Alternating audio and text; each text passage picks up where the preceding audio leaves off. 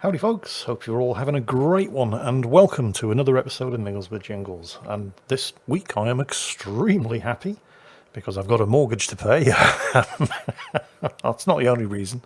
But I'm extremely happy to once again welcome back the NordPass sponsorship.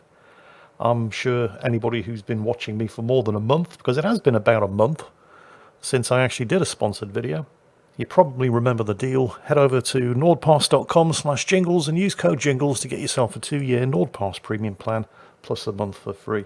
And it has been about a month now since I did a sponsored video. And the reason for that is because I'm not prepared to just take the money and peddle you any old garbage. Which is why I'm very, very happy to get the NordPass sponsorship back, because it's a product that I use every day. And it's not just a password manager, it's a secure data vault, it's a data breach scanner, it does a whole bunch of things exceptionally well for a few pennies a month. So always happy to recommend NordPass to you. That's nordpass.com/jingles and use code jingles to get yourself a 2-year NordPass premium plan plus 1 month on the house. Yes, I've got Warcraft running in the background. No, I'm not talking about Warcraft this week. I think you've all put up with enough of that over the course of the last couple of weeks, but I need something to run in the background while I'm talking. And I don't know what I'm going to be talking about this week. This happens a lot. You know, through the week, I'll be pottering around doing things, and I'll think, oh, that's something I should talk about in Mingles with Jingles, and then I completely forget. And this happens so often that I started putting a text file on my desktop. So if I thought about something, I could write it down in the text file. But then I'd forget to write it down in the text file. Yeah, you know where this is going, don't you? So I forget to write it down in the text file. And then when I do remember to write it down in the text file, I forget to read the text file when I sit down to do me. Oh, that's an idea. I should go and check my text file. Right, hang on a minute. Let's go to the desktop. Let's minimize that, shut that down. So what's in the text file? Yeah, it's empty. I didn't write anything in it. There's one thing in this text file. New single-player Aliens action horror game in development. It'll be officially announced at San Diego Comic-Con on the 21st. Confirmed for consoles, PC, and VR. That's it. It doesn't say what the game is. I have no idea when I wrote this down, so this might be 6 months old for all I know. Oh, I'll tell you what, YouTubing is hard. I should have just been a stripper. Actually, you know what? I'm going to Google this. Right. There we go. Cut. Paste. Searching. Single player Aliens action horror game. Alien Isolation. Aliens Fireteam Elite. Aliens Dark Descent. Now, I've heard of Aliens Dark Descent. It's an isometric squad shooter, and it's definitely not a single-player Aliens action horror game. Alien Isolation is. Fireteam Elite, not so much. Oh, hang on. There's a link here from Screen Rant. Let's have a look. Yeah. Accept cookies, that's fine. 20th Century Games has announced a new single-player title based on the Aliens franchise. Actually, what's the date of this? July the 16th last year. Okay, so a good 6-7 months ago. The developer behind the VR experience The Walking Dead Onslaught. The Alien series is experiencing... I've forgotten how to speak English now. Experiencing a resurgence in the gaming medium after a brief drought, with squad-based shooter Aliens Fireteam Elite and Aliens Dark Descent being announced. So, yeah, wow, holy crap. The last single-player Aliens video game to release was 2015's Alien Isolation. Holy shit, it was that long ago. And I still haven't finished it. I never will. Because it scared the shit out of me. But yeah, 2015. Alien Isolation is 8 years old. Nearly. Holy crap. Okay. So no sequel was ever developed. Apparently, Isolation didn't do that well, as far as sales are concerned. I mean, it was massively popular on Twitch and YouTube, and it did eventually. I mean, I'm pretty sure they made the money back on it, but it wasn't the smash hit that everybody expected it to be. So no, I mean, despite the ending leaving it open for a sequel, there was never any follow-up. So yeah, all right, come on then. So what's this new single-player Aliens game? So 20th Century Games and Servios are teaming up to develop a new single-player Aliens game with an action horror focus. Haven't given it a title yet.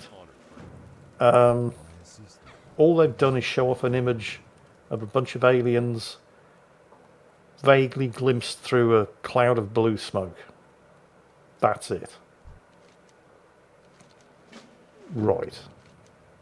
Been developed in Unreal Engine 5 and will release on PC, consoles and VR. So basically, at the moment, it's vaporware. It's been 7 months and nothing. Oh well, that's a shame. It's just a bunch of speculation that's 7 months old. Oh well, never mind. I'll keep my ear to the ground for more on that one. But so far, nothing. Speaking of so far nothing, have any of you heard of the game The Day Before? I'd be surprised if you haven't, although I had heard nothing about it, which is kind of surprising, until I read this article on the PC Gamer News website.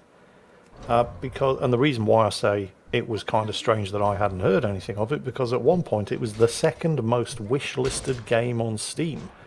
Despite, and I don't think I'm exaggerating too much when I say nobody knowing anything about it, because they've basically not really released any details. I mean, what kind of game is it? Apparently, an open world zombie shooter. So maybe something like, oh, what was that game? Not The Last of Us. I mean, technically, I suppose The Last of Us is also a sort of, not really open world action shooter. Okay, that's a bad example. Oh, there was another one. I can't remember the title. Where you rode around on a motorbike. Your bike was constantly breaking down. You had character's name was Deacon. Days Gone. That was it. That wasn't a bad game, although I never finished it. And I'm only guessing here because details on this The Day Before are very, very limited. But I'd imagine it would be something like that. But despite nobody really knowing anything about it, I mean, there have been a couple of screenshots, but I'll say screenshots, they could just be art mock-ups for all anybody knows. And the fact that it's going to be an open-world zombie survival game, nobody really knows anything about it. And it was still the second most wish-listed game on Steam at one point. Well, there have been developments. We still don't know anything about it, but there have been some interesting developments. So just literally days before the developer was due to show off the first raw gameplay from The Day Before in 2 years of development, the game was pulled off Steam completely. I mean, it's not like you could pre-order it or anything. It was just there so that you could wishlist it, but it was pulled from Steam entirely. The thing is that there's so much about this that just doesn't make any sense. I mean, it makes perfect sense if you assume that, oh yeah, it's vaporware, isn't it? It's just a big scam to get people to buy into early access or support a Kickstarter or so on and so on and so on, because you've seen this sort of thing happen before, way too many times, especially on Steam. But that's what doesn't make any sense about it. You'll see what I mean. First, let's just check all of the red flags. So, they announce a game, they put it up on Steam, 2 years go by, and then right before they're going to show off the first gameplay, the whole thing gets pulled from Steam. So that's red flag number 1. Red flag number 2. In a statement released on the 25th of January, so, last week, the developer said that the removal was the result of a trademark claim against the title, which it only found out about on January the 19th. Okay, a trademark dispute. What trademark dispute? It's not like this is an established intellectual property or anything. This is your own game. You're making the whole thing up from scratch yourself. How could there possibly be a trademark dispute? It's not like we're talking about the Aliens franchise here. It's not like Creative Assembly when they were doing Alien Isolation, had to pull the plug and put things on hold until they sorted out who actually owned the rights to an Aliens game. This is your own intellectual property. How can there possibly be a trademark dispute? Unless, and I'm speculating here because there are basically no details, it is a post-apocalyptic open-world zombie survival game. And if you want to make your post-apocalyptic world as immersive and believable as possible, it's not unusual to include real-world advertising, for example, on the side of buildings and bus stops and things like that. So, I don't know, maybe the Coca-Cola Corporation has got its knickers in a twist because they had Coca-Cola adverts visibly on display in the game. That would make sense, except again it doesn't make sense, because if that's the issue, then just don't put Coca-Cola adverts in your game. Make shit up. Quentin Tarantino does it in his movies. You ever see the brand of cigarettes that everybody smokes in a Quentin Tarantino movie? Red Apple cigarettes. They don't exist. He makes them up for his movies. Just do that. But, and again, I'm just using Coca-Cola as a random trademark example here, but if there is a specific trademark that you absolutely definitely have to have in your game, that's going to cost you time and money. I mean, that would make sense of the delay, but why would you choose to spend time and money that you should be spending on developing your game, digging your heels in over a trademark that it just... I don't know, it all just sounds like bullshit. Especially since we've just heard that the planned release date of this raw gameplay footage that apparently has been put on hold because of a trademark dispute which resulted in the entire game being pulled from Steam just days before the raw gameplay footage was supposed to be shown to the world, has necessitated a delay in the release of this footage. Not of a week, not of 2 weeks, not of a month, 8 months. It was supposed to be shown on March the 1st, and now the release of the gameplay footage has been pushed back to November the 10th, all because, let me just remind you, of a trademark dispute. Apparently it takes 8 months to remove any offending trademarks. I'm calling bullshit on this one. So there's red flag number 2, here's red flag number 3.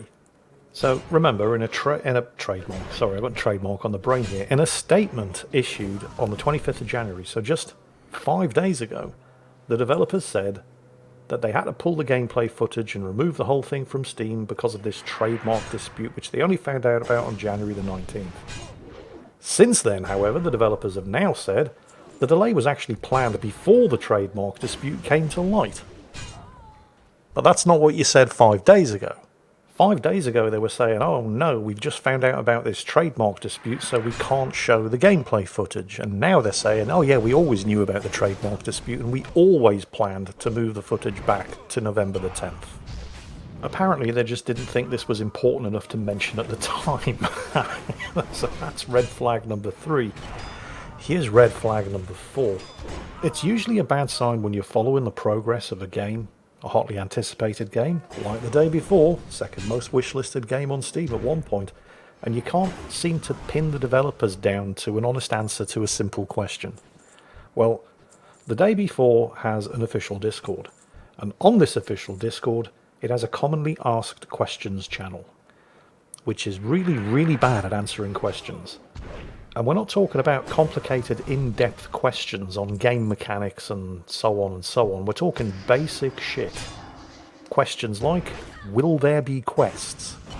Has not yet received an answer. What other types of vehicles will there be? Has not yet received an answer. So, yeah, yet another red flag. Now at this point, I mean, there are so many red flags being thrown up about this game that surely it has to be a scam. And yet this is the part that just doesn't make any sense at all. Because they're not asking for anybody's money. There's no Kickstarter, there's no crowdfunding, they're not asking for donations, there's no early access buy-in. The only thing that was on Steam was, here's our game, wishlist it if you want. They weren't asking for anybody's money. They have a publisher. I'd never heard of the publisher. Apparently they're a big name in the mobile publishing market, but they have a publisher. The game is fully funded. They are not asking for anybody's money. So none of this makes any sense whatsoever. It's got all of the red flags associated with vaporware that's just there to scam you out of money before the developers disappear. And yet that cannot be the case because they've got all the money they need to get the game done. So I just don't understand this at all. Over to you. If you can make any sense of this whatsoever, I would love to hear. I mean, tinfoil hats on. Let's hear your conspiracy theories in the comments because this doesn't make any kind of sense at all. In other news, you remember how I was getting really, really excited about the release of Warhammer 40,000 Darktide? Well, maybe release isn't the right word. It released into early access in November, and it was pretty good. I mean, it was mostly feature complete. Certainly, there was a lot more to it than most early access titles. Unfortunately, in the 3 months since the game went into early access, I think it's safe to say that players are starting to lose patience. It isn't that there hasn't been any progress on development and putting the final full list of features into the game, it's just that it's been really, really, really slow. You can spend... There are microtransactions. Oh yeah, they got those in. But like a functioning crafting system is still nowhere in sight. They have made improvements to the crafting system, but it's still nowhere near finished. It's been 3 months now, and that's not all. So despite the game releasing, again, I say releasing into early access with very, very good reviews overall on Steam, they're now mostly negative. A swift look at the game's Steam store page shows that of the recent reviews, they're all mostly negative. Of the 7,724 user reviews in the last 30 days, only 31% are positive. That's a 69% disapproval rate. And of all lifetime reviews, of the 53,142 reviews for Darktide posted since it went into early access in November last year, only 55% are positive, giving it a mixed review aggregate overall, which is kind of bad. 2 months ago, the game's Steam reviews were overwhelmingly positive. It's safe to say that they have slipped badly since. However, in a situation that does kind of remind me of I don't even know what you would call it, but before the game went into early access, there was kind of like pre-release early access. I don't know what you'd call it, but before the game's early access release, you could still play it for, I think, 2 weeks prior, if you threw money at it.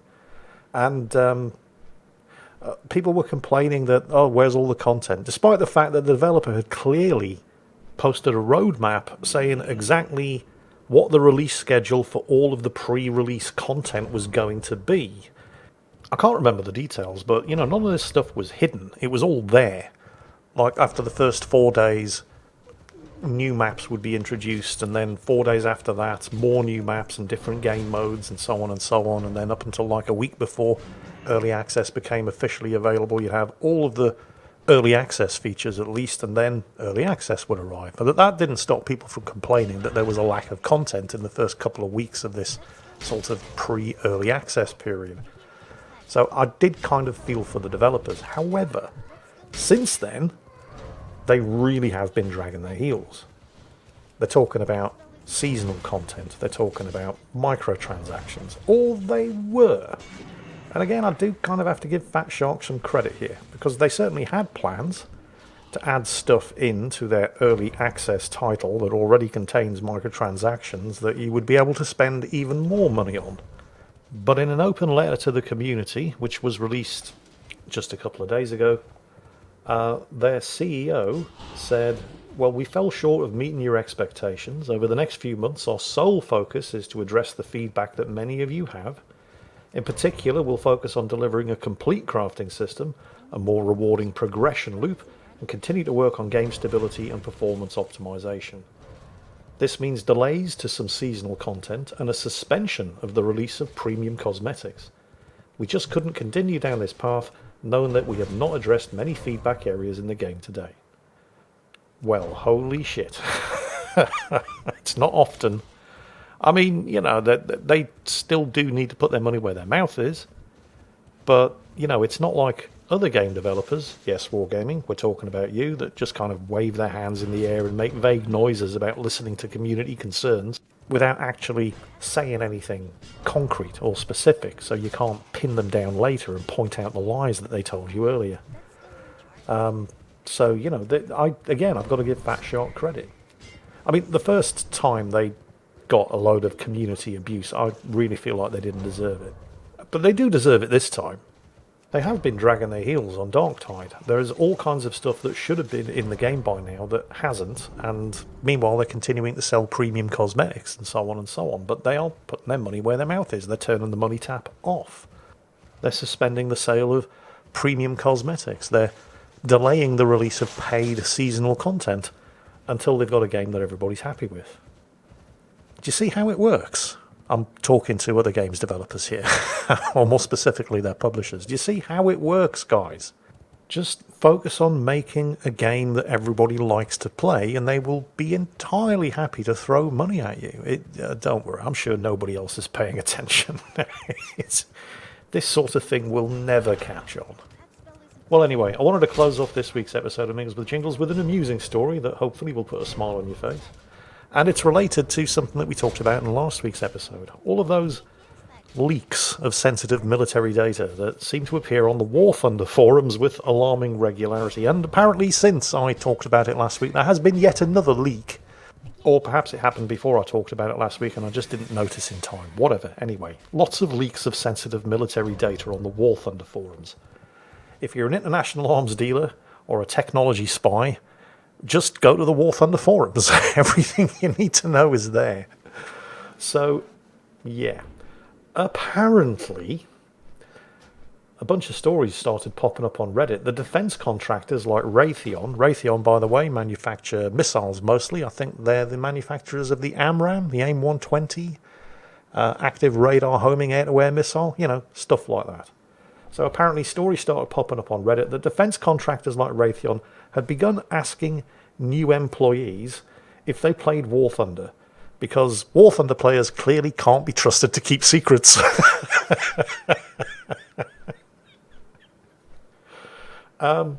Apparently people even believed these stories. I mean, it's such obvious bullshit, but it's amusing.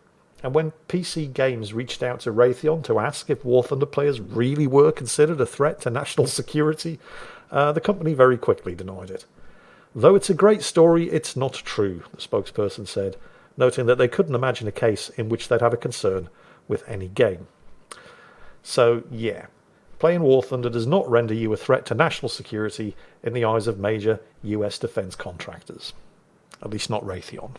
The person who posted the original story on Reddit has since surfaced saying, yeah, I made the whole thing up. No, really.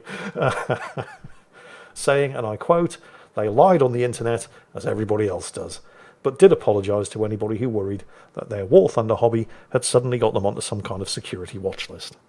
And on that bombshell, that's it for this week's episode of Mingles with Jingles. I hope you enjoyed it, and as always, take care, and I'll catch you next time.